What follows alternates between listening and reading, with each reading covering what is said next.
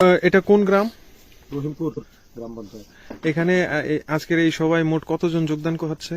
এখানে আমাদের 15 পরিবারের 60 ভোটার পিতামাতার পতাকা তোলে সামিল হয়েছেন। মহারাজা প্রদ্যুৎ বিক্রম মানিক্যের আদর্শ, ওনার চিন্তা চেতনা এবং অস্তিত্বের লড়াইয়ে এখানে হিন্দু হোক, মুসলমান হোক, মণিপুরী হোক, সবাই আমরা এখন অস্তিত্বের লড়াইয়ে আমরা সামিল হয়েছি। মহারাজার পিতামাতার ঝান্ডা তোলে এখানে সবার একই লক্ষ্য যে আগামী 2023-এ আমরা মেইন মকসদ যে আমাদের অস্তিত্বকে টিকিয়ে রাখার জন্য পিতামাতার সরকার বানাতে হবে। তো এখানে কি সবাই কোন পার্টি থেকে আসছে? এখানে সিপিএম, বিজেপি, বিশেষ করে সিপিএম পরিবার থেকে এখানে সামিল হয়েছেন। আচ্ছা, শুনেছি এখানে বিজেপি থেকে কোন রানিং মেম্বার এখানে এসছে? বিজেপি থেকে রানিং মেম্বারও আছেন আমাদের এখানে। আপনার নাম কি?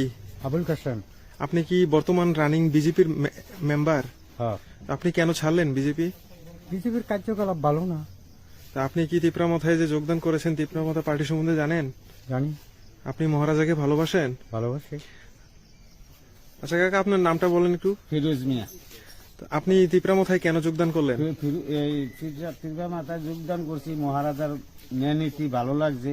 এই যে আপনার মসজিদ মাদ্রাসা ভাঙছে, হ্যাঁ, প্রদ্যুৎ কিশোর দেববর্মা এই মসজিদ মাদ্রাসা রক্ষা করছে, এক কথার বিনিময়ে আমরা মসজিদ মাদ্রাসা রক্ষা করছি।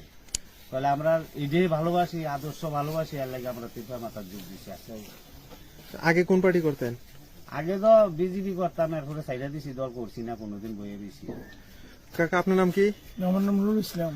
আপনি আগে কোন পার্টি করতেন? আমি আগে তৃণমূল করতাম। আচ্ছা, তো এখন তিপ্রামথায় যোগদান করে আপনার কাছে কেমন লাগছে? হ্যাঁ, ভালো লাগছে। বিদায় মনে করো যে আমি আমার পিতৃমাতার সামিল হয়ে গেছি।